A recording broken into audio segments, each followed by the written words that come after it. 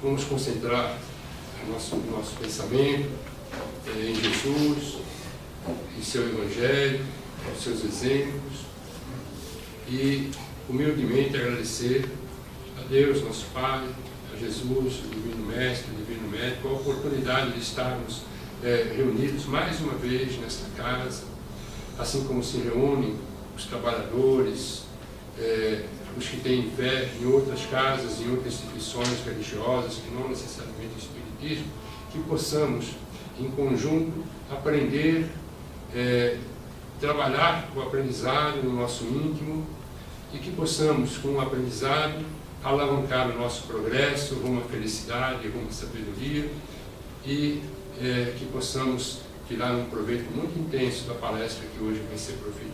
Que assim seja.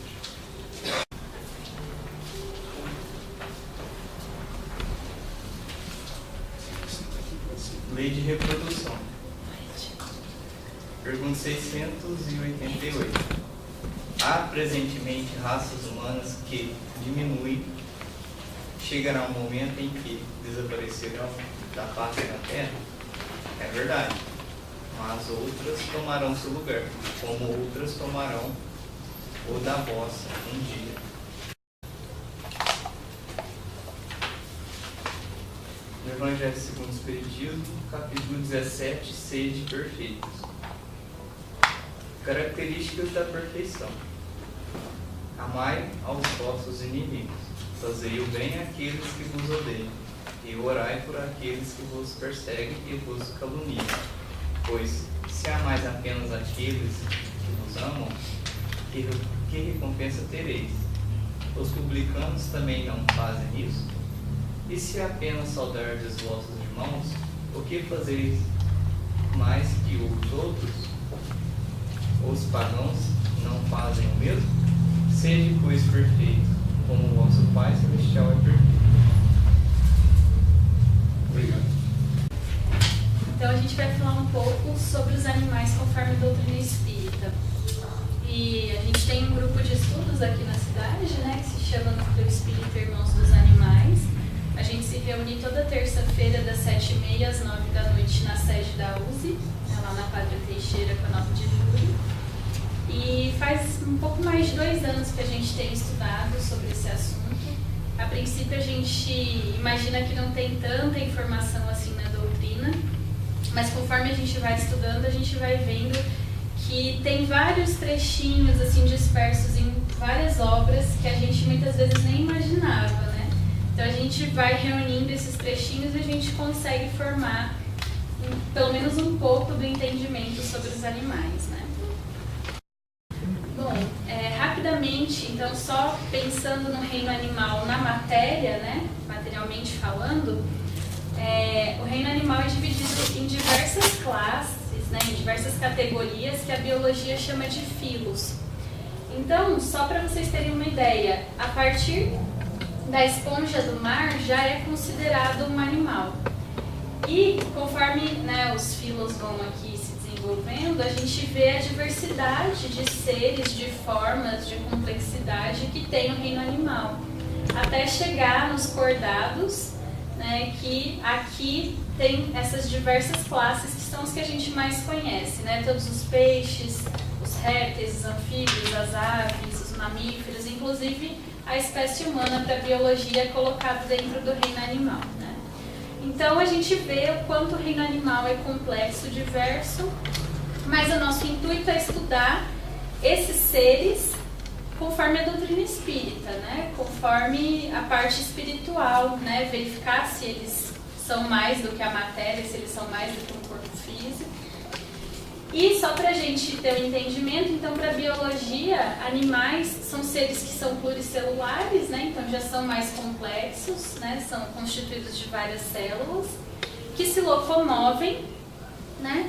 E que eles não conseguem elaborar seu próprio alimento. Então eles têm que de alguma forma capturar o alimento, né? Então esses são os animais para a biologia, para a ciência, né? Bom, na codificação a gente até que tem bastantes informações sobre os animais, mas o Kardec deixou em aberto muitas questões, né, Muitas questões não foram trabalhadas de uma forma mais profunda pela espiritualidade. E na Revista Espírita a gente vai ter informação de que isso ocorreu, primeiramente porque a gente não tinha naquela época, né, século XIX ainda, um desenvolvimento muito grande da ciência. Então não teria mesmo muito como a gente estudar melhor os animais para ter um entendimento espiritual, né? Porque primeiro a gente tem que ter uma base científica para a espiritualidade abordar um assunto em mais profundidade. E eles dizem também que a questão do preconceito, que a humanidade ainda considerava os animais como objetos, como máquinas, né? Tanto é que tem uma questão do Livro dos Espíritos que a espiritualidade começa respondendo, né? Os animais não são simples máquinas como supondes, né? Então a gente ainda, enquanto humanidade, tinha a ideia de que os animais eram máquinas, eram coisas, né? E não seres. Então, posteriormente à codificação, vieram muitas obras abordando, não especificamente sobre os animais, mas abordando principalmente a questão da evolução da alma, né? A questão da evolução do ser espiritual. E aí, então, a gente vai começar a ter muitas informações sobre os animais, né? Já que, como a gente vai ver, a fase de animalidade é um estágio do princípio inteligente que um dia vai se tornar um espírito e vai entrar na fase de humanidade. Então, as principais obras que vão ter informações sobre os animais é o Evolução em Dois Mundos, que é do André Luiz, psicografado pelo Chico e pelo Valdo Vieira, e a Evolução Anímica do Gabriel Delane.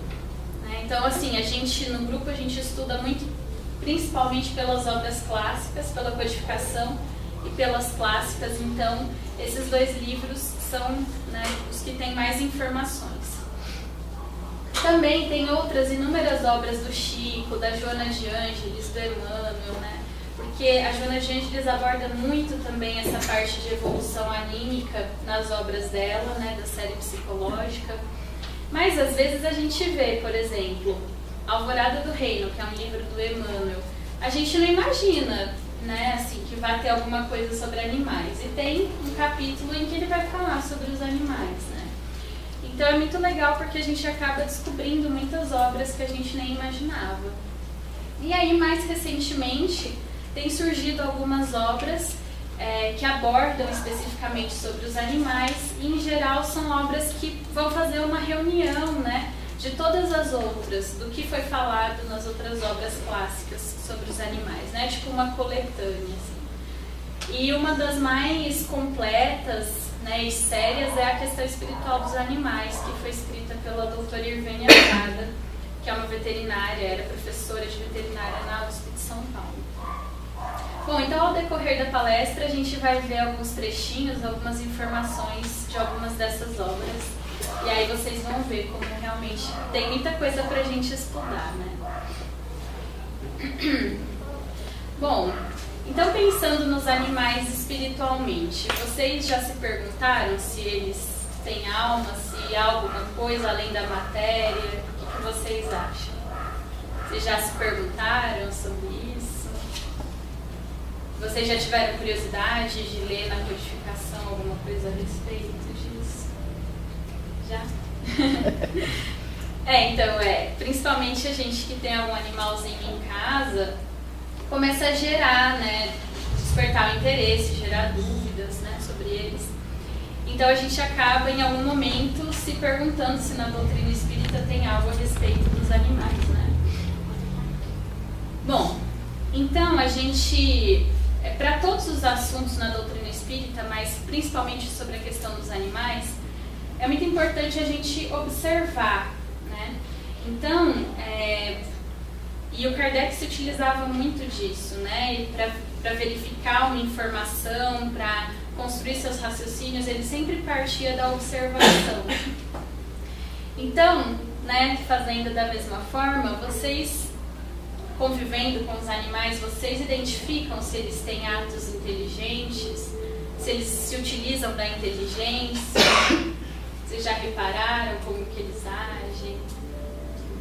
Em geral, como que eles agem? Parece que eles de alguma forma estão raciocinando para fazer ação, assim? Vocês acham que sim? Bom, então, na codificação, no capítulo 11 da segunda parte do Livro dos Espíritos, é onde a gente vai ter as maiores informações sobre os animais. E aí o Kardec vem perguntando, né, algumas perguntas, vem fazendo algumas perguntas, e aí ele chega na questão 597, né?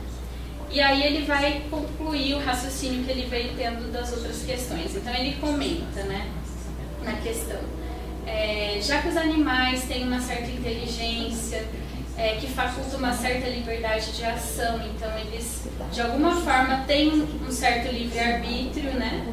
Claro que não é um livre-arbítrio como acontece para o ser humano, mas eles já têm uma possibilidade de escolha. Então, afirmando isso, ele pergunta se há nos animais algo além da matéria, né?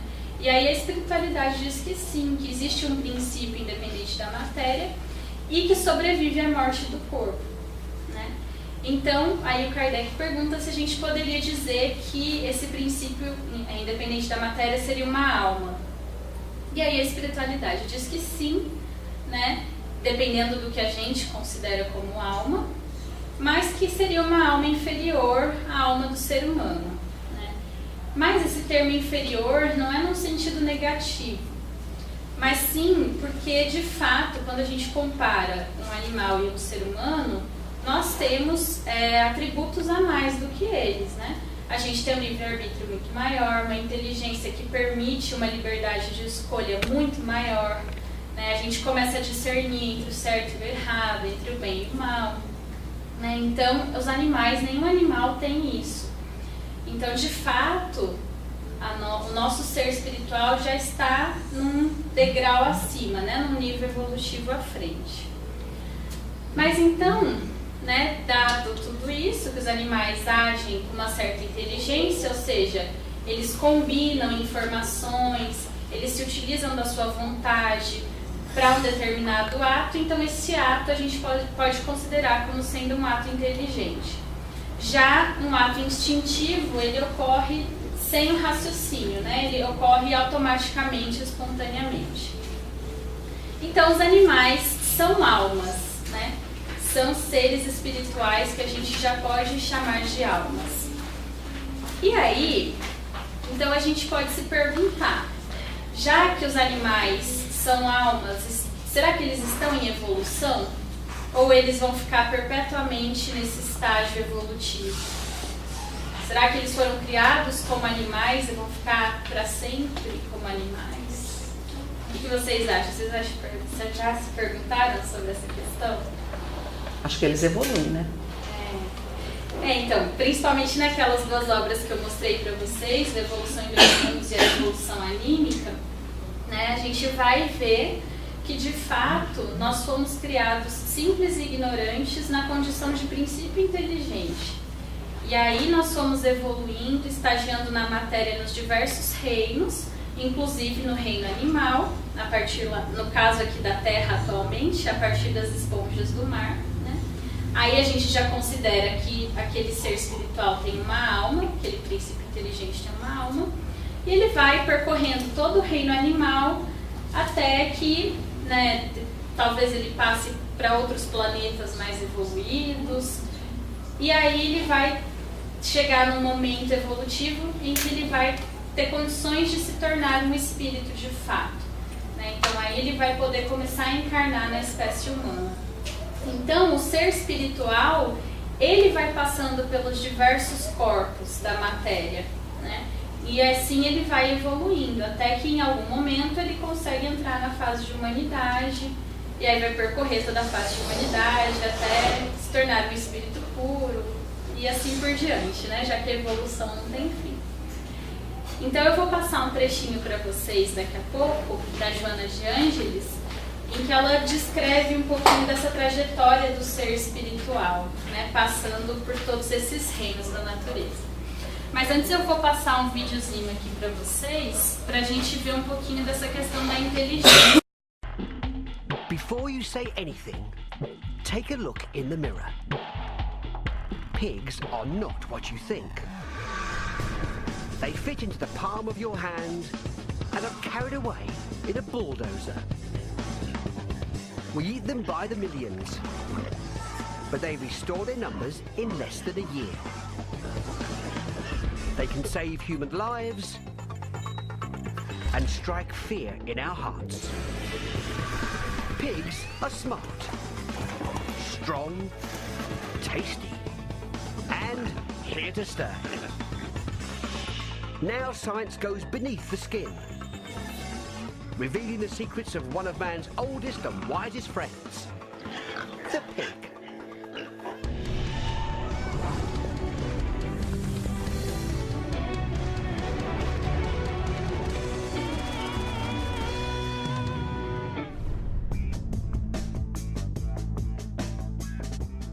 Right now, you share the planet with nearly 1 billion pigs. 1 billion snorting, rooting, eating, and thinking pigs. Racing across the savannah, scouring the swamps, patrolling the deep forest. Pigs are one of the most widespread mammals on the planet. Thriving for 40 million years. But almost 10,000 years ago, everything changed. Pigs and humans struck a deal. You feed me, and I'll feed you. It's a brilliant strategy, enabling pigs to flourish as the #1 meat-producing animal on the planet.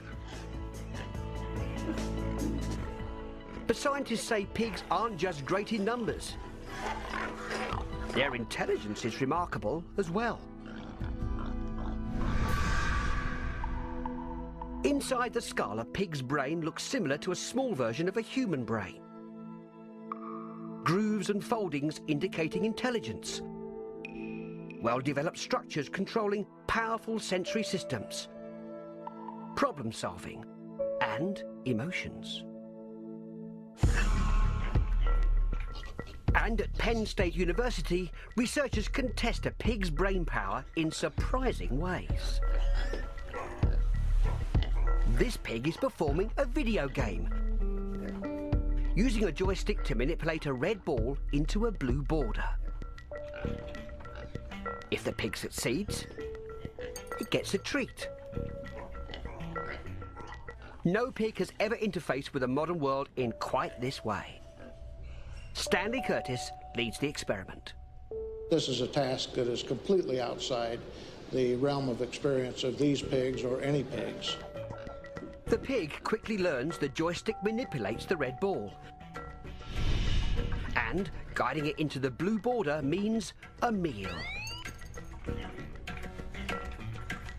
Even when the blue target shrinks, the pigs know exactly what to do.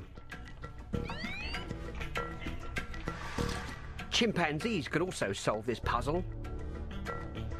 And so can dogs. But until now, no one knew pigs could walk into a laboratory and quickly master this challenge.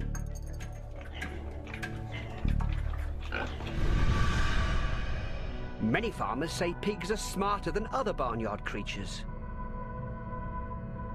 Millions of years ago, they broke away, forming their own family called Suidae, or swine. It was the smartest decision pigs ever made. While other hoofed animals graze readily available grasses, pigs developed a different strategy. They became foragers, hardwired to explore their world, decode countless stimuli, and uproot meals. Some scientists say this means pigs are capable of abstract thinking. They can assess information, learn new behaviors, and apply them to unfamiliar environments. It's a powerful skill set. And some humans are cashing in.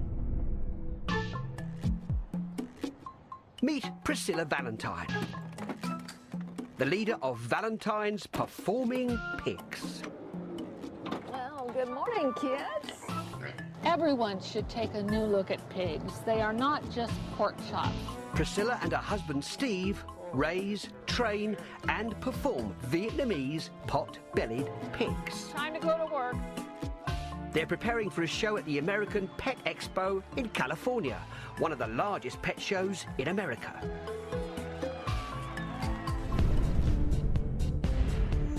Training pigs means working with their natural behaviours. She's always thinking. You can just see it in her eyes. Just like their wild cousins, these pigs know executing certain behaviours can yield tasty results. I think pigs use most of their intelligence to get food. The pig thinks, how can I outsmart my owner? How can I get that cheese without jumping over the jump? Maybe I can jump the jump twice and get twice as much cheese. They're complicated animals. The star of the show is a pig named Nellie. She's the brains of the operation.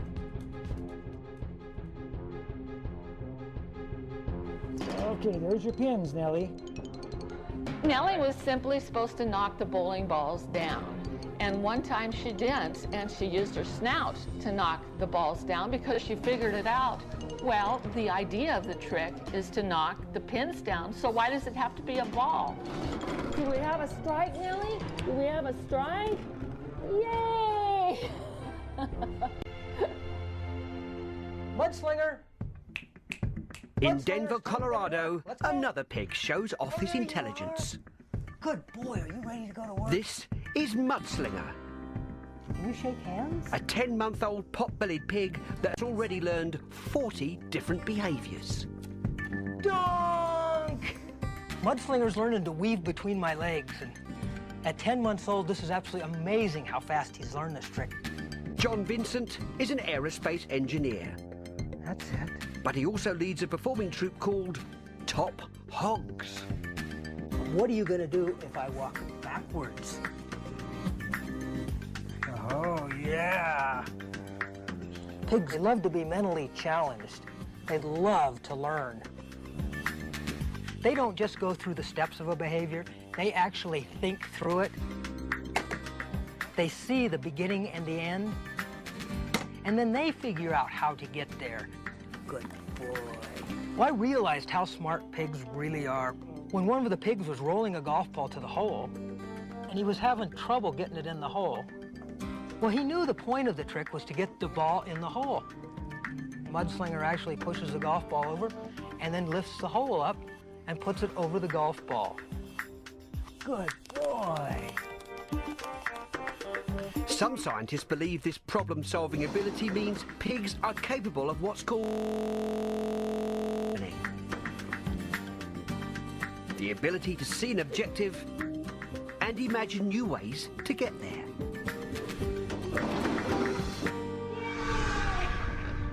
At Penn State, this pig faces such a challenge. On screen are two abstract shapes he's never seen before. If the cursor touches the correct one, the pig gets a reward. But is this pig intelligent enough to have what's called an outcome concept? An idea of what could happen in the future and what behaviours it takes to get there. In no time, the pig accomplishes the task. Oh, good boy, that was good. These pigs have made the connection even faster than most chimpanzees and much faster than some chimpanzees. After a year of training, this dog can only perform this experiment with the help of a trainer. Down. So, pigs are natural-born problem solvers. And foraging, the engine pushing them forward. It's been driving pig intelligence for millions of years. born from an unrelenting need to feed, transforming every pig into a force to be reckoned with. And now there are tales of giant pigs, terrifying pigs, pigs so gigantic they need a name: Hogzilla.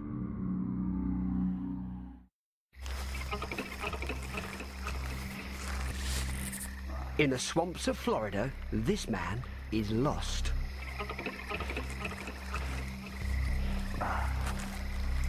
He stops for a snack.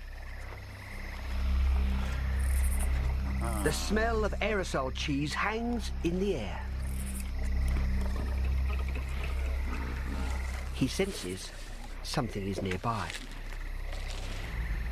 Mitch? Is that you, Mitch?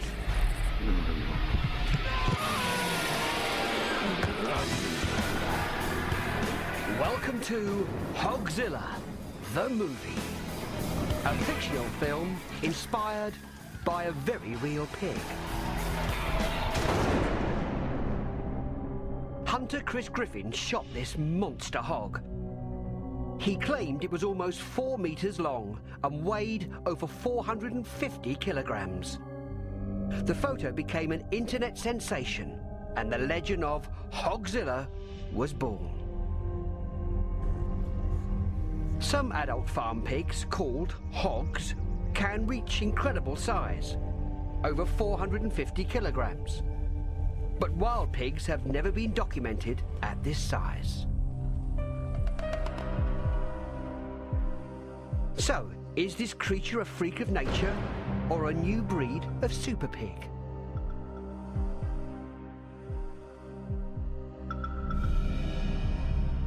Florida 2004, Georgia 2005, Alabama 2007. Something monstrous may be afoot in America's woods. Wildlife ecologist Dr. Jack Mayer is searching for answers. He examined the body of Hogzilla and discovered it was smaller than originally reported, 2.5 meters long and around 360 kilograms. The biggest Hogzilla turned out to be the Georgia hog, shot by hunter Bill Coursey and his son, Russell. They named the beast Son of Hogzilla. It weighed in at 500 kilograms, making it the heaviest free-ranging pig ever recorded. So big, they hauled it away in a bulldozer. Now Son of Hogzilla is preserved forever,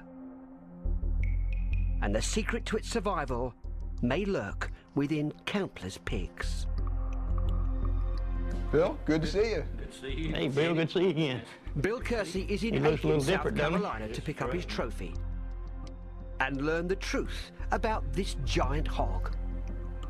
He's big. I knew he was big when I shot him. Dr. Jack Mayer investigated the first Hogzilla. This is the largest wild pig I have ever measured. It just amazes me some of the features this has. The size of the nose pad is just huge. The ears are bigger than anything I've ever seen before. With a boar this size across the shoulders, that would have been easily twice the width of the head. And then the rest of the animal, from the top of the shoulders down to the sternum, would have been about that big. Come back here, the front legs would have been here, and then the back legs would have been over here, and this beast would have gone all the way back to over here. Just an incredible animal. Millions of years ago, pig relatives grew as big as bison, 3 meters long and over 900 kilograms, with a brain the size of an orange. Over time, ancestral pigs became stocky and barrel-shaped. Their brains grew, evolving into wild hogs. And finally, today's domesticated pig. Wild hogs still roam freely across the planet. 500 years ago, Christopher Columbus brought them to the Americas for food. When they inevitably escaped or were set free, their foraging instincts and problem-solving abilities helped them flourish into one of the most successful invasive species on the planet. In 1990, we had wild pigs in about 19 states. Currently, we've got them in almost 40 states. And we estimate there may be as many as 6 million wild pigs out there running around in the backwoods of the U.S. This is a typical wild hog, wild pig that you would see in this area. The head is a lot flatter, the ears are much smaller. If you look at the nose pad, look how small it is on this animal. Look how immense, how big it is on your hog. This is something you see once in a lifetime. But can one of these become one of these?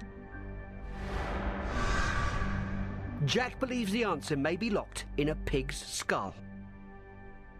This is the skull of a pure Eurasian wild boar. This is the ancestor of all domestic pigs anywhere on the planet.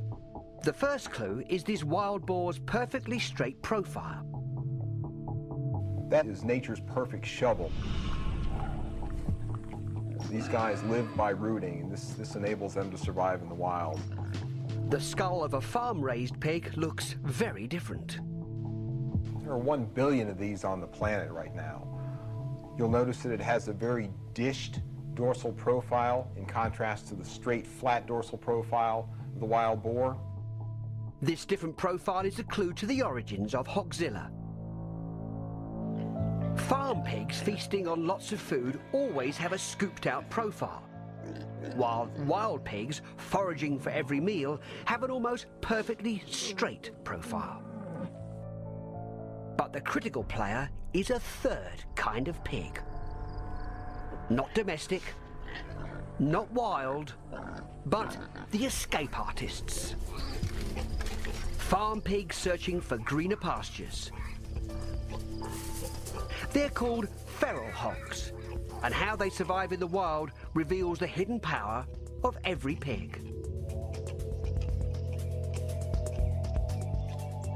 When a domestic pig escapes, its wild instincts take over. It can grow long, coarse hair and become a powerful forager. But there's more.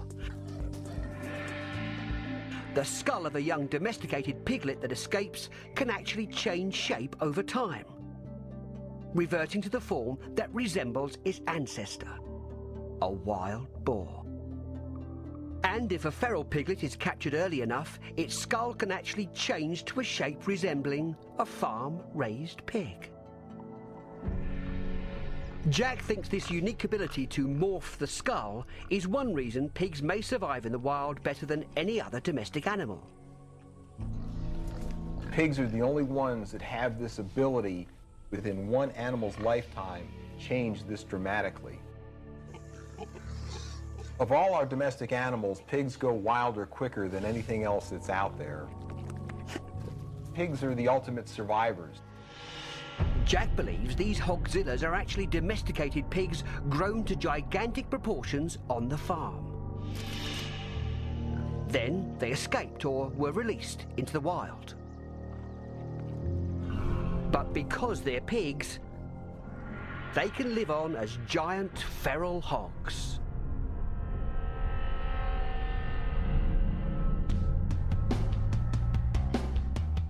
So the forest isn't breeding a new race of super pigs, but giant farm pigs have never lost their wild side. Luckily, not every pig reaches the size of Hogzilla, but each and every hog is determined to survive. They're part of a life or death struggle that's been playing out for millions of years, starting on the first day of life.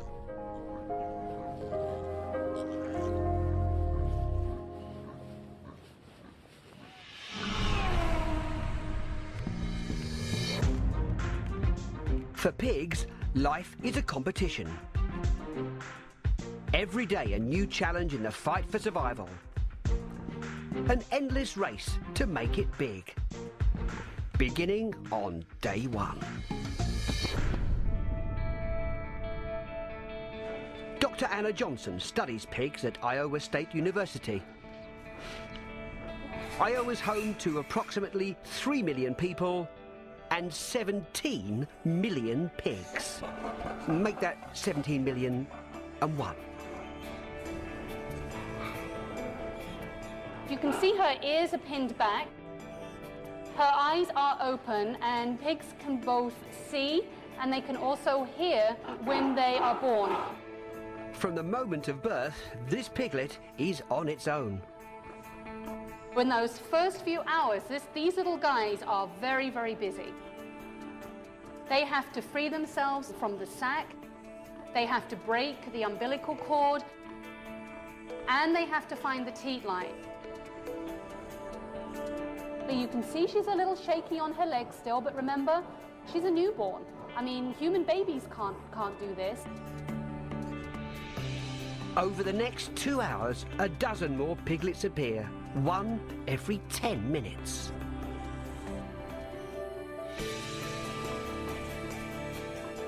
A sow's body is about 200 times heavier than her infant's. That's like a human mother weighing almost 900 kilograms. But these piglets aren't intimidated. They're well equipped for this monumental challenge with the perfect piece of hardware.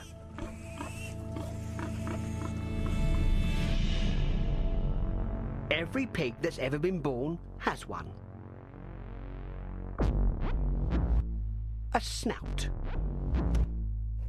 Sucking in stimuli. Guiding every pig forward. Part sniffer, part shovel, part fingertip. A pig's snout is actually a circular disc made entirely of cartilage, with centred nostrils. At the front of the skull, a unique prenasal bone connects the snout to the head. Powerful tendons and muscles transform the pig into a living, breathing bulldozer. Pig snouts can move concrete, uproot small trees, and gently grasp. It has as many nerve endings as a human fingertip, and its power to smell is at least as good as a bloodhound's, sensing food at least 1/3 of a metre underground, or predators up to 1,600 metres away.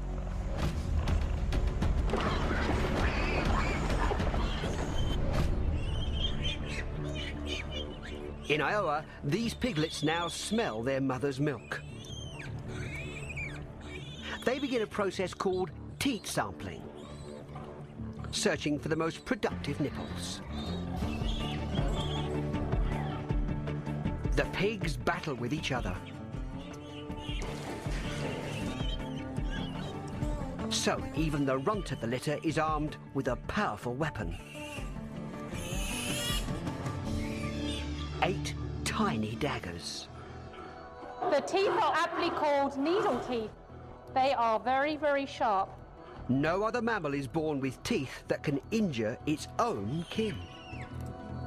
And they are used by the piglets as a form of weapons when they are trying to establish that teat order. But once everyone has secured a teat, the piglets undergo a dramatic change in social behaviour. They suddenly lay down their weapons.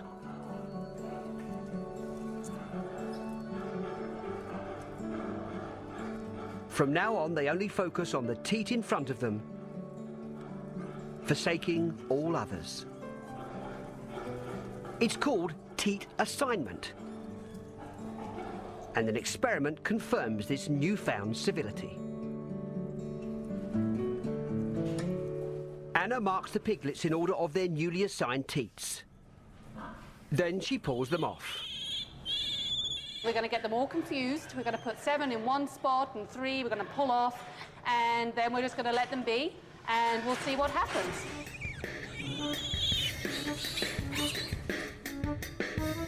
The piglets immediately race back to their original teats. They actually bypass more productive teats to return to their own.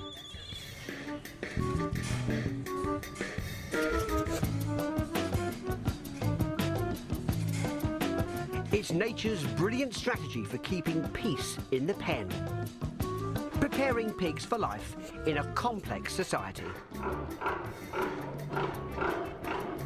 In the wild, many pigs live in large groups. Order is maintained by mothers. It's similar to the sophisticated structure of elephant herds. And like elephants, pigs can be extremely vocal, producing sounds up to 115 decibels, as loud as a jet engine. The reason wild pig herds are called sounders. And in the barn, every piglet is on the alert for mother's grunts, especially at mealtime. A sow's 10 to 16 teats deliver milk at a rate of 4.5 kilograms a day, over 90 kilograms during the course of nursing. Unlike any other animal, these huge quantities are offered only once an hour, in a 15 to 20 second burst. The sow's slow, rhythmic grunts signal it's time to feed. The piglets respond by stimulating the mother's teats. The mum now double times her grunts, telling the piglets it's time to latch on. And suddenly, silence. Dinner is served.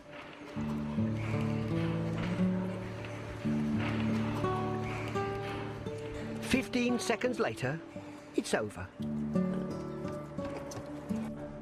But this high-powered meal is already working its magic. Okay, we'll just pop him in this bucket. There we go.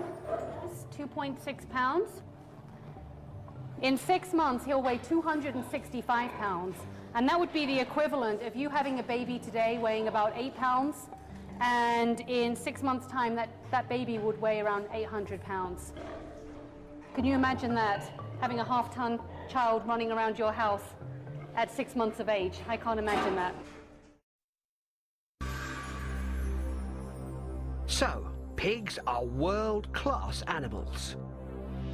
One of the best at breeding, weaponry, senses, and growth rate. They are problem solvers and super sleuths, using their intelligence to get what they want. In California, it's time for this pig's close-up. Time for makeup. Is it in? Okay, how about a little blush? Oh, that looks good. Good pig. Yeah, Mama. That was a juicy one, Nellie. Let's have a big round of applause for Nellie! These pigs anticipate going to the shows, and people love it because they don't realize how really smart these pigs are. The toughest tricks are still to come. But already these pigs have won the crowd over. And none of them even know someday soon a pig could save their life.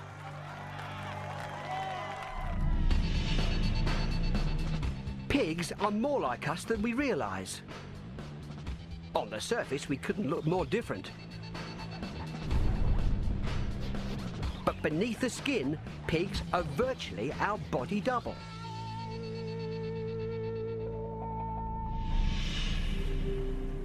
At the University of Missouri in Columbia, surgeons know some of a pig's most vital organs are almost perfect copies of a human being's. Dr. Doug Bowles is performing an angiogram, a life-saving operation for humans with clogged arteries.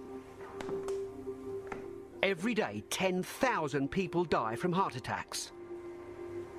Today's procedure is routine, performed on almost 1 million people every year.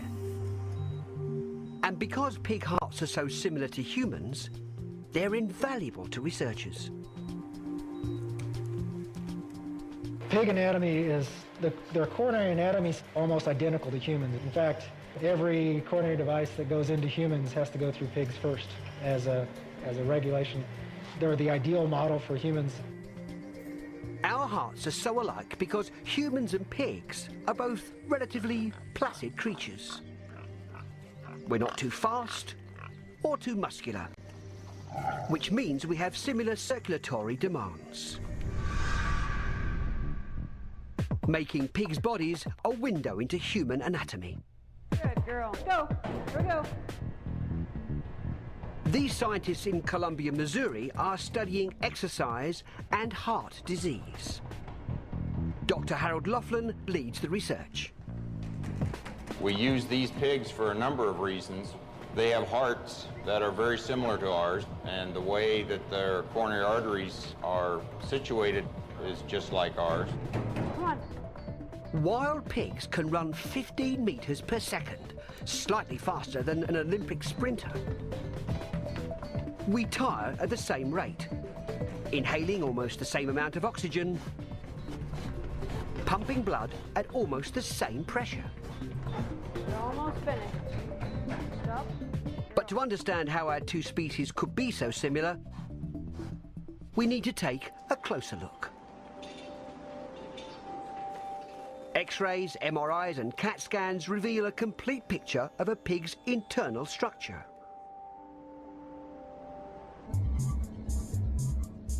The images show familiar-looking shapes, including the well-developed pig's brain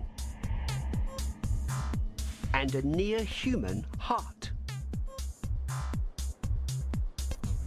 This 3D model of a pig torso is remarkably similar to that of a human being. The green represents the skeleton, the red, the heart, the light blue, the lungs, and the yellow, the liver. The surprising truth: humans and pigs have approximately the same size torso. And, tucked safely behind the ribs, some of our internal organs are almost identical. 50 years ago, coronary and cardiac physiology was all done on dogs because they assumed that dogs were closer to humans. But in fact, on the genetic tree, our closest genetic relative, besides the non-human primates, are pigs. A tiny balloon is inserted into a clogged artery to ease blood flow. The angioplasty ends within a few minutes. The pig will quickly recover, and doctors will monitor its response to the treatment. So what pigs allow us to do is to perfect or develop new therapies for use so that they're safe and efficacious. The bottom line is to save lives.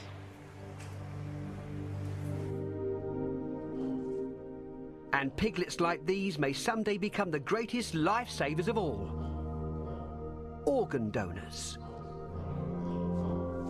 In the United States alone, over 500 people die every month waiting for organ transplants.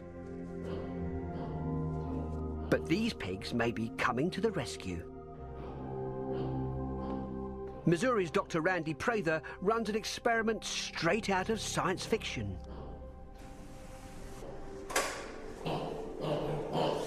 These pigs are fluorescent. A gene extracted from jellyfish has been added to their DNA. Their skin and internal organs all glow green when exposed to UV light. Pigs donate skin to burn victims, corneal cells to damaged eyes, pancreatic cells to diabetics, and brain cells to Parkinson's victims. Doctors monitor fluorescent pigs' transplants under UV light, confirming that the new cells have been accepted by the human body. So, pigs resemble humans more than we realise. Their bodies a reflection of our own. And now scientists say there's even more to consider. A pig's brain may help unlock the secrets of the human mind. Pigs are truly a part of us. This year, humans will consume over 72 million metric tons of pork. The average American will eat 30 kilograms. The average European, 44 kilograms. Almost 1 billion pigs live on farms worldwide. And some researchers think their emotional lives can reveal a great deal about ourselves.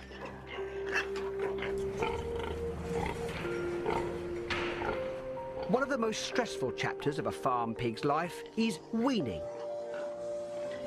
Being removed from a nursing mother. In the wild, piglets normally wean between 12 and 16 weeks, giving mothers time to introduce solid foods to their young.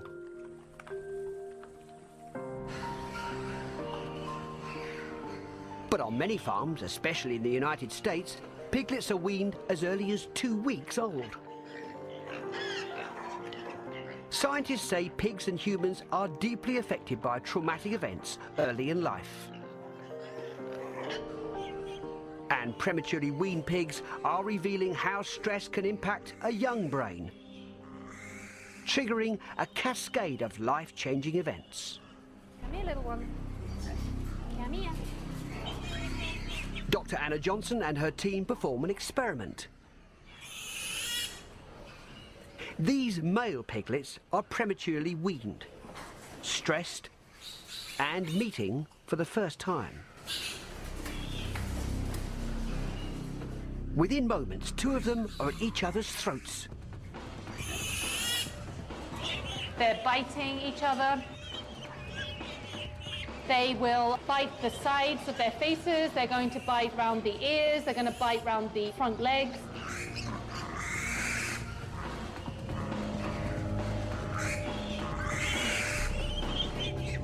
The 2 aggressors tear into each other.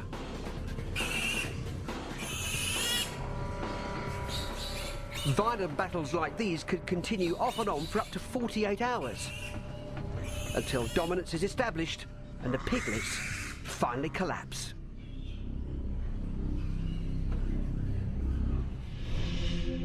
Some scientists believe stress can give rise to aggression in pigs and in humans. It's a serious problem for young children suffering from post-traumatic stress syndrome.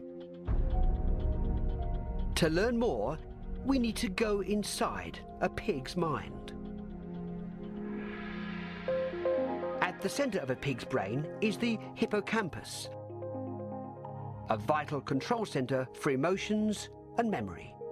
At this level, a pig's brain and a human brain are almost identical. When young pigs or humans encounter dramatic stress, the hippocampus is bathed in a hormone that can impact behaviour. It may permanently damage the hippocampus, altering the personality of a pig or human forever. This is an elevated plus maze. It can show how a traumatised brain responds to crisis.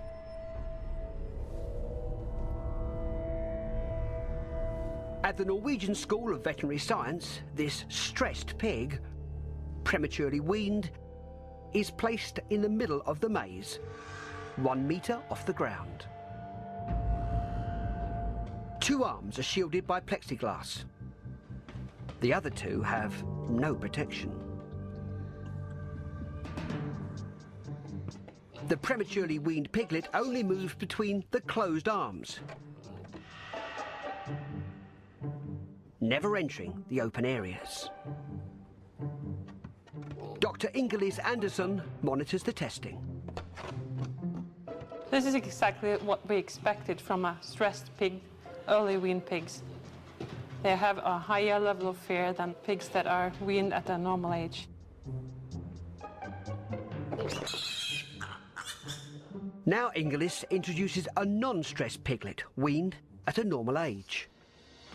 The difference is immediate.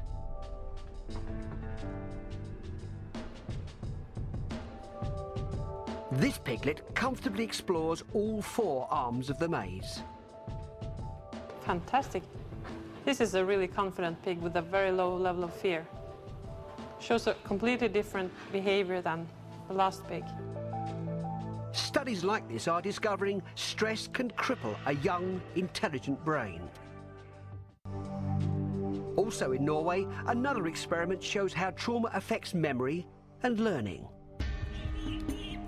Dr. Adra Aldo Zanella will put a pig in this pool and see if it can find a hidden platform.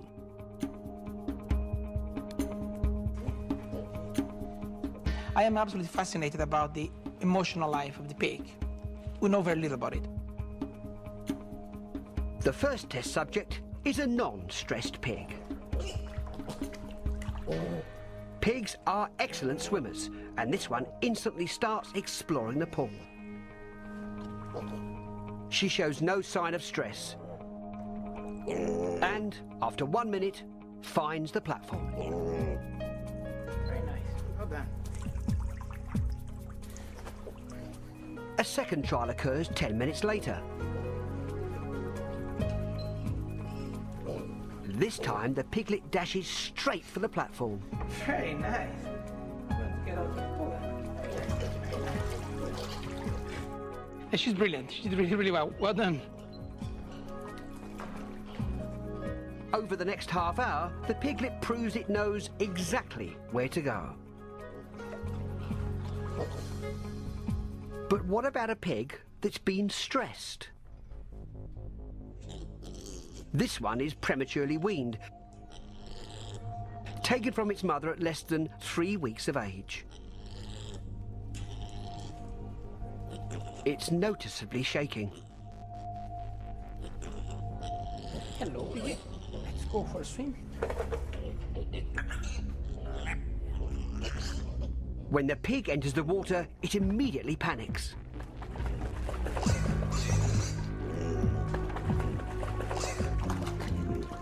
He's vocalizing a lot. There's a lot of wasted energy. That's a perfect model of a stressed out piglet. It swims erratically, clinging to the edge of the pool. Even brushing the platform, but swimming right by. After several minutes, the pig finally bumps into the platform and is removed. Very good, piggy. When it's time for the second exposure, will this stressed pig remember where the platform is?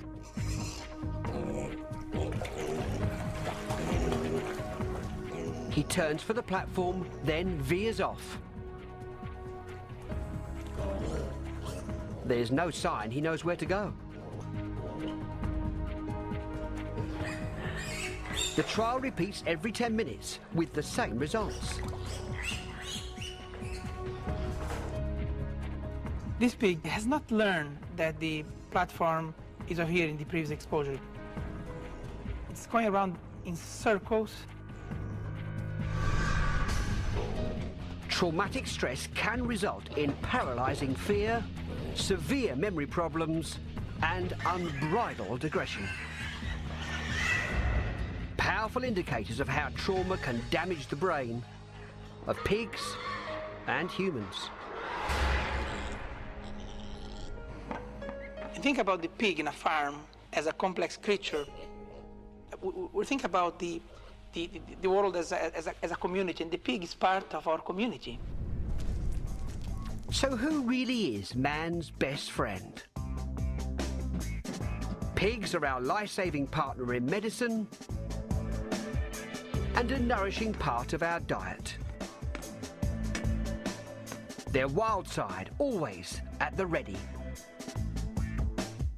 It's a unique global formula for success. 1 billion pigs are living proof that it works. What kind of animal are you, Nellie?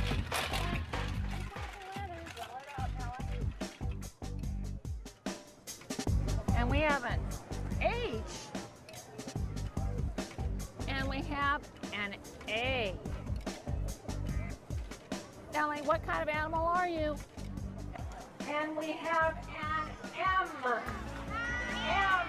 H-A-M, ham. Let's hear it for the ham.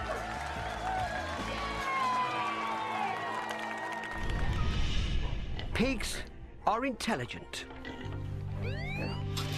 omnipresent, and here to stay. Their brilliance is an uncommon ability to survive and even thrive. In barnyards and woodlands across the planet. We need to remember pigs are old friends and modern lifesavers. And it doesn't take a genius to know that we must take care of the animals that take care of us.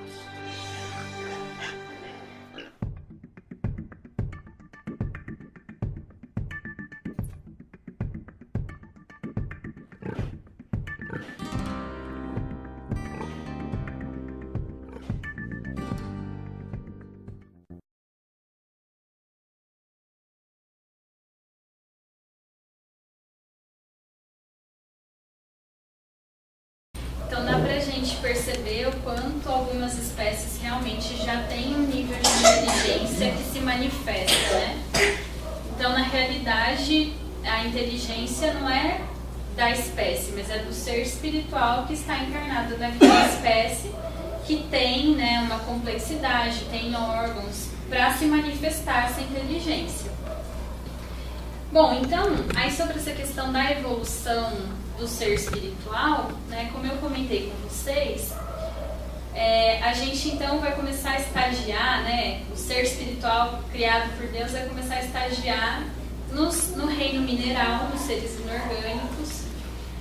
Depois de muito tempo de evolução, esse ser vai conseguir começar a encarnar agora, né, a ter um corpo físico propriamente dito, estagiando nas bactérias primitivas, né, nos seres unicelulares. Depois vai passando pelos diversos reinos, entra no reino, né, das plantas, né, dos vegetais. Depois ele vai conseguir entrar no reino animal, né. Aqui eu coloquei uma água viva, né, mas eles começam lá na esponja do mar. Então, a partir daqui do reino animal, né, esse ser espiritual que antes era chamado de princípio inteligente, ele continua sendo um princípio inteligente, mas ele também pode ser chamado de alma, né, como a gente viu, os animais são almas. E a partir da fase de humanidade, aí essa alma vai se tornar uma alma humana, né, e aí a gente vai chamar esse princípio inteligente agora de espírito, propriamente dito, com livre-arbítrio, né, começando a ter consciência, capacidade de discernimento, né. Então aqui eu vou ler um trechinho da Joana de Ângeles sobre essa evolução, né, do ser espiritual. Então está no livro Em Busca da Verdade, no primeiro capítulo. Então ela diz, ela está se referindo ao ser humano, né, no parágrafo anterior. Então ela fala que o ser humano, criado simples e ignorante, na condição de princípio inteligente, desenvolveu-se ao largo das centenas de milhões de anos, atravessando as diversas fases da cristalização, né, então no reino mineral ainda, da sensibilidade vegetal. Então a partir do momento em que esse princípio inteligente começou a estagiar nos seres orgânicos, ele começa a ter o aprendizado da sensibilidade, né, de estar vivo.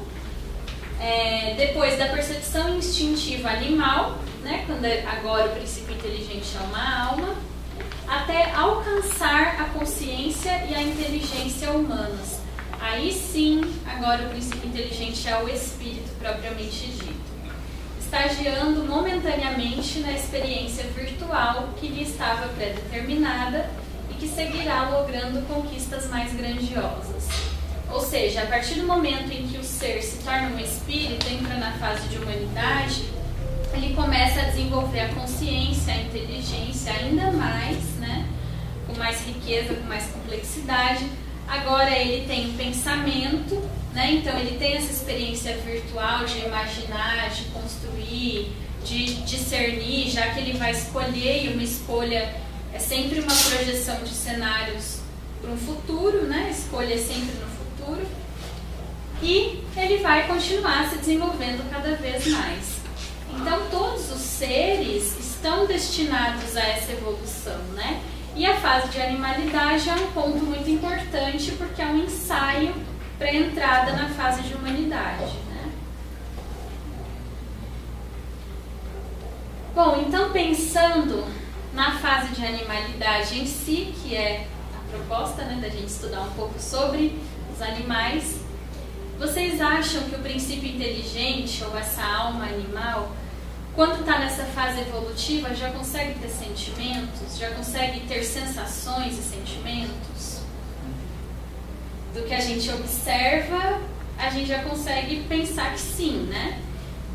Sensações com certeza, porque são seres orgânicos, então com certeza, né, tem terminações nervosas, sistema nervoso, então, principalmente nos animais, né, tem sistema nervoso.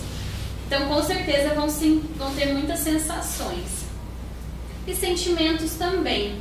Lógico que não como a gente consegue ter sentimentos, né? Mas eles já iniciam um processo de desenvolvimento.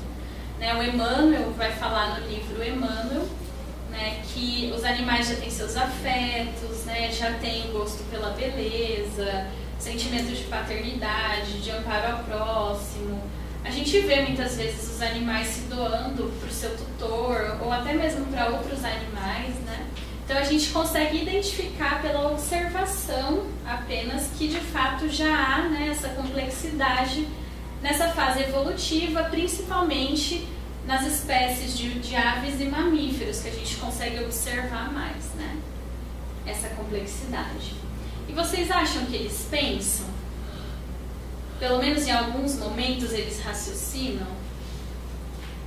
Como a gente viu ali que se os animais, eles, né, pelo vídeo do porquinho, deu para ter uma ideia, né, de que eles imaginam formas de resolver um problema, né?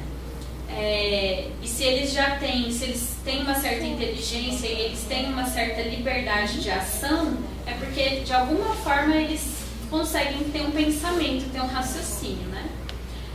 O André Luiz vai falar no Mecanismos da Mediunidade que os animais têm um pensamento fragmentário. Então eles pensam em alguns momentos, em determinadas situações, e em outros não, né?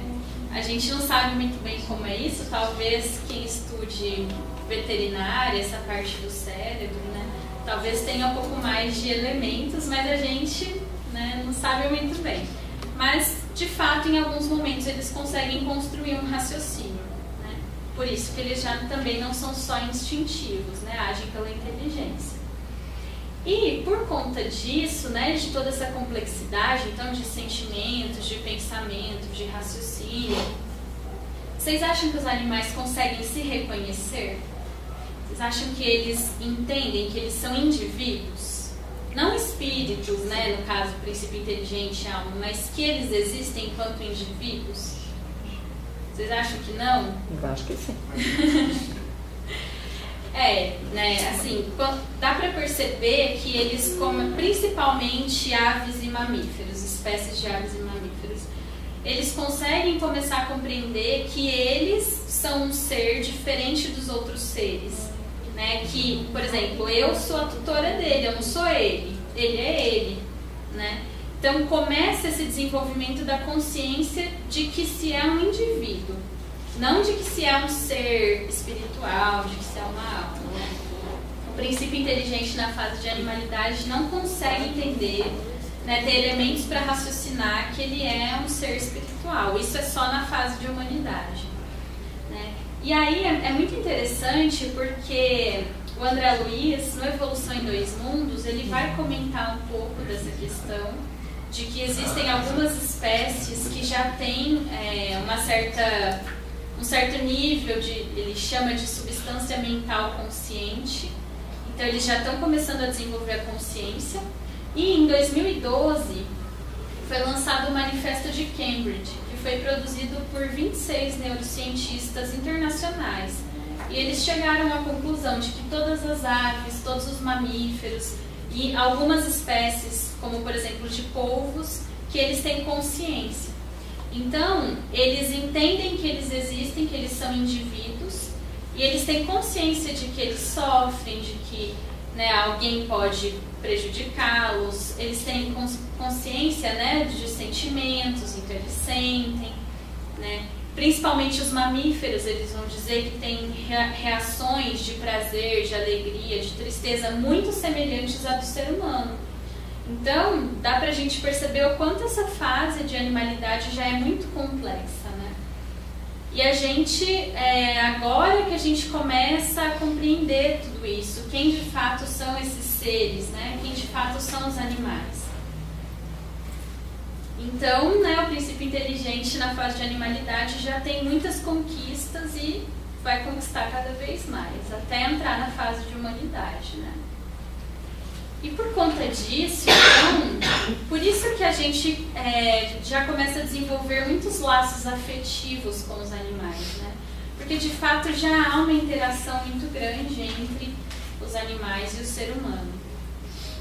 E aí a gente, né, sempre se pergunta, será que os animais, principalmente esses que convivem com a gente, os domésticos, né, na nossa casa, será que eles reencarnam? O que acontece com eles depois que eles morrem? Para onde eles vão? Né? Quem cuida deles lá no plano espiritual? Será que eles ficam lá sozinhos? Será que eles vão para o plano espiritual? Vocês já estudaram alguma coisa a respeito disso? Ou já leram alguma coisa? Eu ia te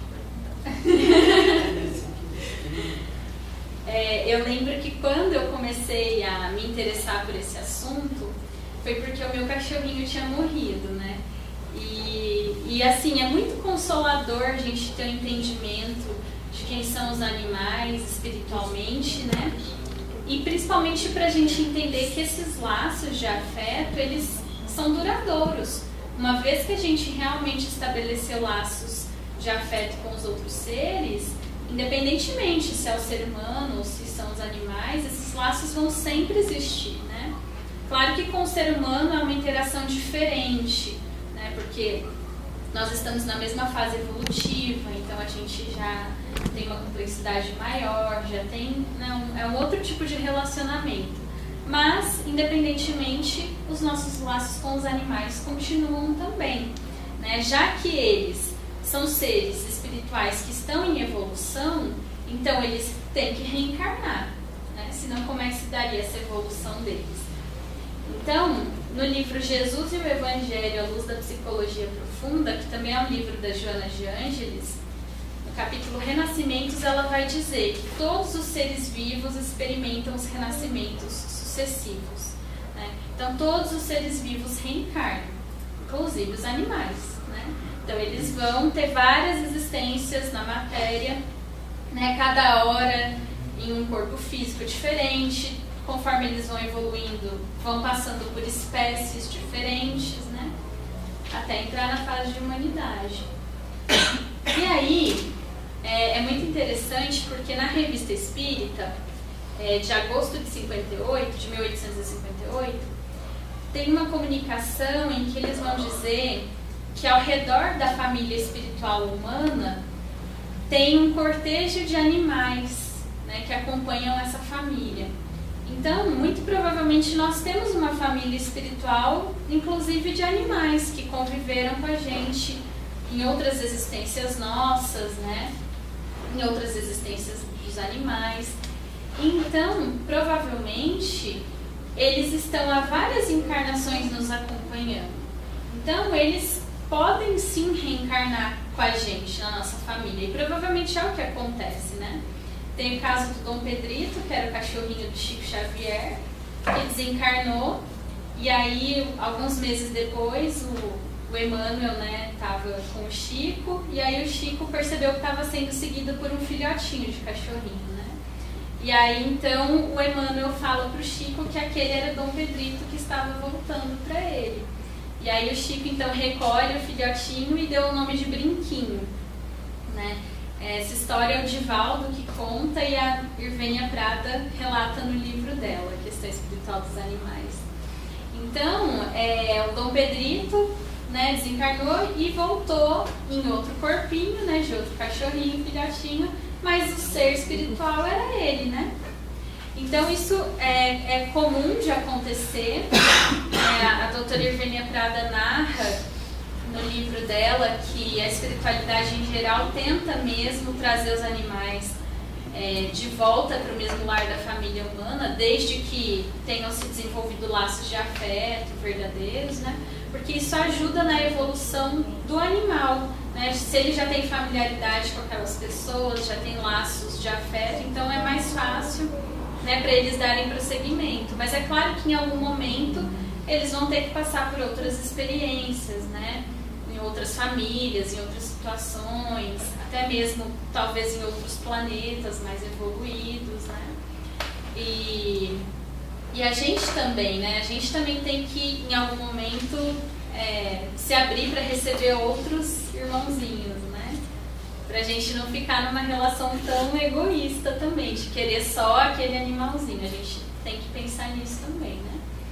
Bom, então, depois que os animais morrem, eles são levados pela espiritualidade superior para o plano espiritual, né? E aí pode ser que eles fiquem em colônias específicas para animais, mas também há animais em colônias humanas, né? Lá no nosso lar, por exemplo, o André Luiz, quando ele chega, ele relata que ele está vendo muitos animais domésticos lá na colônia, inclusive, né? Entre outros animais que depois ele vê que estão trabalhando lá. E aí muitas vezes a gente pode pensar que seja projeção mental dos trabalhadores da colônia, enfim, né? Mas no Evolução em Dois Mundos, no capítulo 12 da primeira parte do livro, o André Luiz vai comentar sobre essa questão da substância mental consciente. Então ele diz que os animais, depois que desencarnam, vão para o plano espiritual e a maioria das espécies de animais ficam hibernando no plano espiritual, porque eles não têm essa substância mental consciente, como a ciência hoje já sabe. Só aves e mamíferos que já têm uma certa consciência e estão desenvolvendo a consciência. Todas as outras espécies de animais daqui do planeta ainda não têm, né, não começaram a despertar efetivamente a consciência. Então a maioria dos animais que desencarna fica hibernando lá no plano espiritual. E aí já são rapidamente reconduzidos para a reencarnação, né? Agora, essas espécies que já são seres espirituais mais evoluídos, mais complexos, eles já têm um certo nível de consciência, então eles podem desenvolver algumas atividades lá no plano espiritual, porque eles não vão estar hibernando, né? E aí, então, por isso que a gente vê muitos relatos de cães, de aves, de cavalos trabalhando no plano espiritual. E no nosso lar, a gente também vê o André Luiz falando dos animais domésticos, né? Então, pode ser que realmente sejam animais, talvez daquelas pessoas que estavam lá ou não, né? Foram levados para lá. No Evolução em Dois Mundos, ele também vai comentar que muitos animais ficam no plano espiritual para serem trabalhados, para desenvolver algumas habilidades quando eles reencarnarem. Então ele comenta que os animais ficam numa espécie de jardim de infância lá no plano espiritual, desenvolvendo, por exemplo, os centros nervosos, né, para reencarnarem já tendo essa habilidade, né? Então, de fato, eles podem ficar lá no plano espiritual, principalmente se forem mais desenvolvidos, né, mais evoluídos. E eles são cuidados pela espiritualidade, eles não são espíritos errantes, né, não são seres errantes. Então, eles não têm liberdade de locomoção no plano espiritual. Eles ficam lá sob os cuidados da espiritualidade superior. Então eles só vão fazer o que a espiritualidade permitir, porque eles nem têm também consciência de que estão desencarnados, né? Eles não têm livre-arbítrio, né? Fora da matéria, digamos assim, né? Então, de fato, eles não teriam como ser seres errantes, né? Vocês já tinham pensado sobre isso? É novidade para vocês? Então, né, se vocês quiserem procurar mais informações, então, o Evolução em Dois Mundos tem muita informação, principalmente nesse capítulo 12. No Livro dos Espíritos, nas questões 598, 600 também. Então, tem algumas informaçõezinhas e é o que eu falei, são sempre alguns trechinhos, né? Mas que fazem toda a diferença quando a gente vai reunindo, a gente vai conseguindo entender melhor sobre os animais, né? Bom, então, entendendo que os animais são já seres muito complexos, principalmente aves e mamíferos, quando a gente olha um serzinho assim, né? Já dá pra gente perceber mesmo o quanto eles sentem, o quanto eles têm consciência do que está acontecendo com eles, né? A ciência chama isso de senciência, que é a capacidade de sentir, de certa forma, conscientemente o que está acontecendo, né? Então, eles vão ter medo, vão ter prazer, vão ter alegria, tristeza, enfim, né? Então, é muito importante a gente começar a entender os animais dessa forma, né? Porque a gente tem, digamos assim, o privilégio de ter a doutrina espírita para nos esclarecer, né, sobre muitas questões. Então, para a gente é muito legal que a gente tenha essa oportunidade de entender que os animais são algo muito além da matéria, né? Não são só os corpos físicos que a gente está vendo. Na verdade, ali está encarnado um princípio inteligente, um ser espiritual que está em evolução e um dia vai estar na nossa condição humana, né?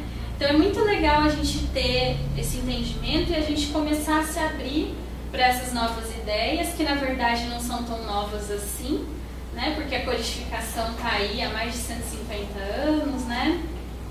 Muitas obras que eu coloquei ali para vocês tem já 100 anos, 80 anos. Então, na verdade, nós espíritas que temos que começar a estudar mais sobre esse assunto, né? Começar a entender mais, para a gente começar a ter um novo entendimento sobre eles, né?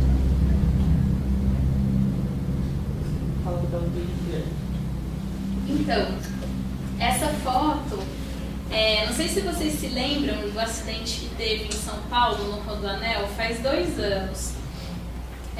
Que eram porquinhas que iriam ser abatidas, né? Iriam para o matadouro, mas a carreta que estava levando elas acabou tombando lá no Rodoanel, e aí vários ativistas foram tentar salvá-las, né? E aí eles conseguiram salvar muitas delas, e aí elas foram encaminhadas para um santuário, que inclusive, não sei se vocês estão sabendo, mas nosso grupo está organizando uma feijoada vegetariana, né?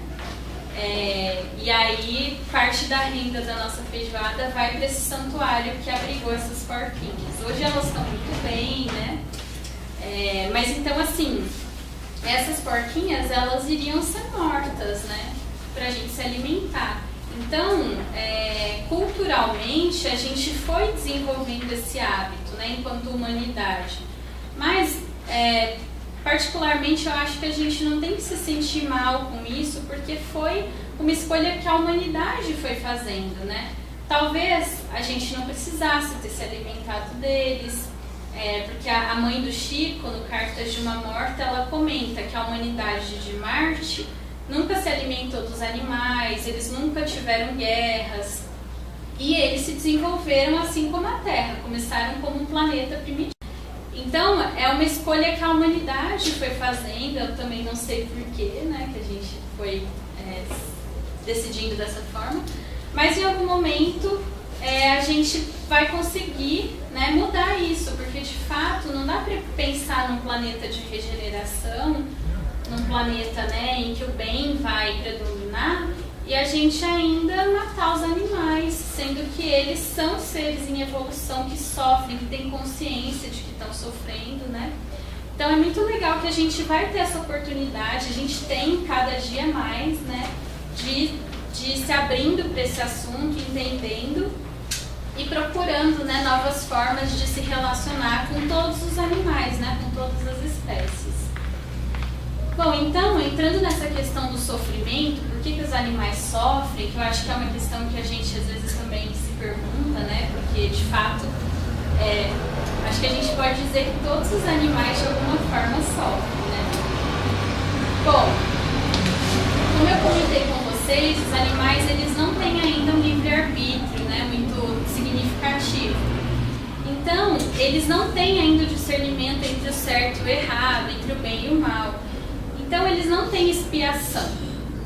Então, eles não fizeram nada de errado para sofrer, né, assim, para ressarcir os seus débitos, enfim, né.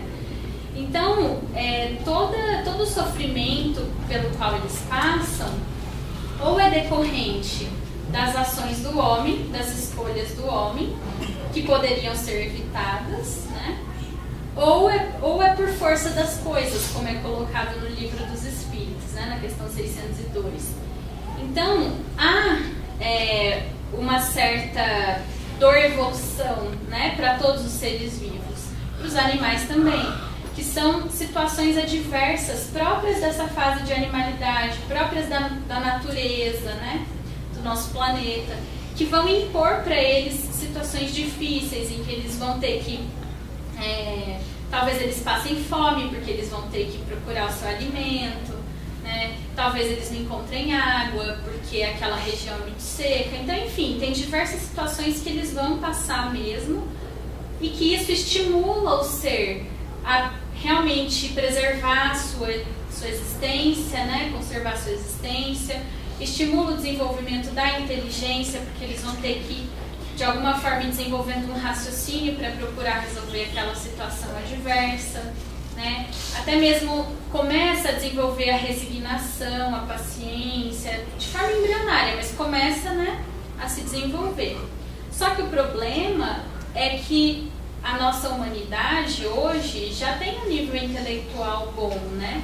Então a gente poderia já compreender melhor sobre os animais, como a gente pode se relacionar melhor com eles, mas a gente ainda não deu esse passo enquanto coletividade, né? Então a maior parte do sofrimento que os animais passam hoje é decorrente das nossas escolhas, né? Então, como a gente comentou da alimentação, até mesmo o vestuário, né? Que a gente usa muitos muitos apetrechos de couro, né? Que são decorrentes do animal, né? Muitos produtos de limpeza, até mesmo remédios, né? São feitos com testes em animais, né? Tem que passar por testes em animais, que são testes muito cruéis, e que hoje a gente já poderia caminhar para uma ciência, e estamos caminhando lentamente, mas estamos, né, para não se utilizar dos animais, porque inclusive esses testes eles são muitas vezes inconclusivos em relação ao ser humano, porque os animais são muito diferentes da gente, né? Além disso, a gente tem muita questão do desmatamento, né? Então a gente acaba perturbando toda a natureza, todo o equilíbrio dos ecossistemas, né? Então a gente coloca em risco muitas espécies, né? Risco de extinção, inclusive. Muitas vezes a gente utiliza os animais para entretenimento. Então, por exemplo, zoológicos, aquários, não são locais legais da gente frequentar, porque na verdade eles estão se utilizando daqueles animais com um fim lucrativo, né? Submetendo eles muitas vezes a situações estressantes, né? Eles ficam enclausurados. Então o ideal mesmo é que esses animais que por algum motivo não podem ser reintroduzidos na natureza, né? O mais correto seria que eles fossem para santuários, como esse que eu comentei com vocês, que recebeu as porquinhas do Rodoanel, né? Porque aí são locais maiores, em que os animais vão viver sossegados, sem agitação, sem muitas pessoas, né? Até tem visitas, mas são visitas controladas para fins didáticos. Então é bem diferente a vida deles, né, num santuário do que num zoológico. E até mesmo rodeio, né, briga de galo, touradas, que tem mais na Europa, né? Então, em todas essas situações, a gente se utiliza dos animais como coisas, como objetos. A gente não pensa, né, que aquele ser não queria estar naquela situação. E a gente acaba, então, em nome de valores culturais, a gente submete esses seres que hoje a gente já tem condições de entender melhor, né, sobre a inteligência, os sentimentos deles, a gente os submete a sofrimentos, né, desnecessários, né? Porque nada disso eles precisariam passar, eles passam por escolha nossa, né? Então, os valores culturais, eles são muito importantes, mas eles têm que ser revistos, porque a humanidade está em constante evolução moral e intelectual, né? Então, depende de nós acelerar esse processo de transição planetária, de regeneração, para que a gente possa criar um planeta melhor para todos nós e para todos os seres, para a própria natureza, né, para o reino vegetal. E o Bezerra de Menezes, ele comenta sobre isso, né, que depende de nós quanto tempo vai durar esse processo de regeneração, como vai ser, né? A gente pode acelerar, pode amenizar esse processo. Então, ele comenta no Amanhecer de uma Nova Era. E em relação à eutanásia, que muitas vezes a gente tem dúvidas se pode ou não fazer, se deve ou não fazer, né? Bom, sobre essas questões mais específicas dos animais, né? A gente não tem muita informação nas obras clássicas, porque são temas mais recentes, né? São questionamentos mais recentes. Mas o que a gente entende é que a eutanásia deve ser o último recurso, porque nós estaremos abreviando a vida daquele animal, né? Mas, logicamente, se ele está em um sofrimento muito intenso, se o tutor já tentou tudo o que pôde, e mesmo assim, né, a situação não tem perspectiva de melhora, e o animal está sofrendo muito, aí eu acho que a consciência, né, do tutor pode pensar qual que é o melhor caminho, né? Desde que ele tenha tentado de tudo dentro das suas possibilidades. E a questão também do passe, se animais podem receber passe, no livro Conduta Espírita, que é um livro do André Luiz, ele diz que os animais podem sim receber, né, o passe, né, ou alguma forma de tratamento espiritual, né, de natureza mediúnica, né, só que é lógico que não é o passe magnético, né? É o passe que tem as energias da espiritualidade também, né? Então, mas eles podem sim receber. Bom, aí em relação a esse sofrimento, então, que eles passam, que é decorrente das nossas ações, que a gente poderia evitar, o Aniceto, que era o instrutor espiritual do André Luiz no Mensageiros, ele comenta, vou ler esse trechinho que ele comenta. O Senhor reserva acréscimos sublimes de valores evolutivos aos seres sacrificados. Não olvidará, né, ele não se esquecerá da árvore útil, do animal exterminado, do ser humilde que se consumiu em benefício de outro ser. Cooperemos por nossa vez no despertar dos homens, nossos irmãos, relativamente ao nosso débito para com a natureza maternal.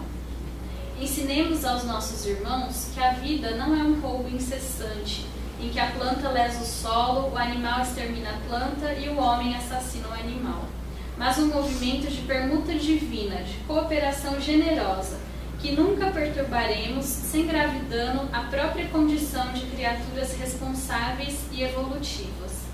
Não condenemos, auxiliemos sempre.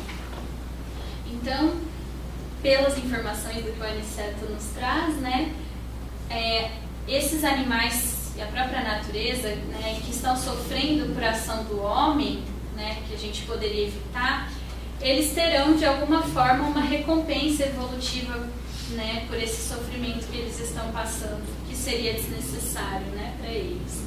Mas que nós, né, seremos responsabilizados.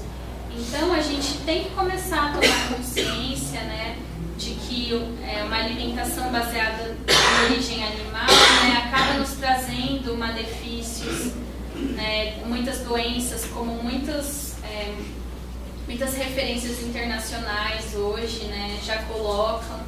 Então, conforme a gente for tendo mais consciência, mais informação, mais possibilidades a gente vai ter de amenizar esse sofrimento, né? E também de nos melhorarmos, né? É um processo e a gente, né, só tem que estar aberto para reconhecer isso e para se esforçar, né? Então eu vou passar mais um videozinho para vocês.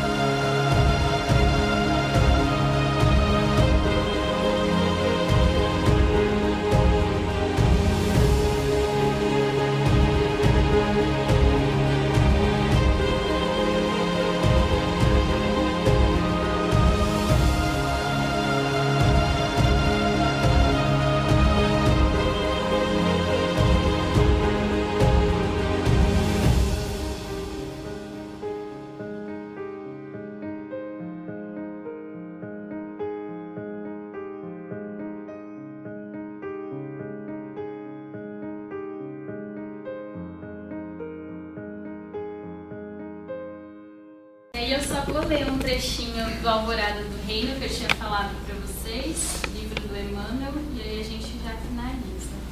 Então o Emmanuel diz assim: o animal caminha para a condição do homem tanto quanto o homem evolui no encalço do anjo. Que é o que a gente, né, estudou aqui, né, pelas obras, né? Que o animal é um ser espiritual que está encarnado na fase de animalidade, mas ele um dia vai entrar na fase de humanidade, assim como a gente, que hoje está na fase de humanidade, um dia vai se tornar um espírito puro, um arcanjo, né? No reino animal, a consciência, a feição de crisálida, movimenta-se em todos os tons do instinto, no rumo da inteligência. Então, como eu falei, é na fase de animalidade que a consciência começa a despertar e o ser começa a entender que ele é um indivíduo, né? Por isso que algumas espécies já ficam lá no plano espiritual trabalhando. No reino hominal, a consciência avança em todos os aspectos da inteligência, objetivando a conquista da razão, sublimada pelo discernimento. Desse modo, se pedes proteção e arrimo aos que te precederam na vanguarda do progresso, e se aguardas a assistência dos benfeitores que de mais alto te observam as esperanças, compadece-te também das criaturas humildes que laboriosamente se agitam na retaguarda, peregrinando ao teu encontro. Então, se a gente espera, né, a proteção da espiritualidade superior, a gente também tem que se compadecer de quem vem antes da gente, assim como a espiritualidade superior se compadece da gente, né, de certa forma. E quem vem antes da gente, evolutivamente, são os animais, né, e a natureza como um todo. Se é justo esperar pelo amor que verte sublime do céu em teu benefício, é preciso derramar esse mesmo amor nas furnas da terra, a que consciências fragmentárias, né, ou seja, os animais, se acolhem, contando contigo para que se eduquem e aperfeiçoem. Então, a missão do Espírito na fase de humanidade, né, é também olhar pelos seres que estão vindo na retaguarda, né? Então, Emmanuel fala isso, o Aniceto fala isso, o Alexandre, o instrutor espiritual da André Luiz no Missionários da Luz, né? Que é a missão do ser humano olhar pelos irmãos menores, né? Para o homem, o anjo é o gênio que representa a providência divina. E para o animal, o homem é a força que representa a divina bondade. Então, já que os animais não têm consciência de que Deus existe, de que existe um Criador, nós somos o máximo de divindade que eles conhecem, né? Então, o que a gente está ensinando para esses irmãozinhos que já têm consciência, já têm sentimentos, né? Nós estamos representando Deus para eles evolutivamente. Recorda os elos sagrados que nos ligam uns aos outros na estrada evolutiva e colabora na extinção da crueldade com que até hoje pautamos as relações com os nossos irmãos menores. Então, esse trechinho é um capítulo, na verdade, né, que se chama Na Senda de Ascensão, do livro Alvorada do Reino. Bom, pessoal, era isso que eu gostaria de falar para vocês hoje. Tem muito estudo sobre esse assunto, né? A gente já está estudando há quase 2 anos e meio, tem muita coisa, né? Muitos aspectos, mecanismos dessa evolução, né? Mas eu procurei trazer uma síntese e colocar para a gente mesmo a importância dessa relação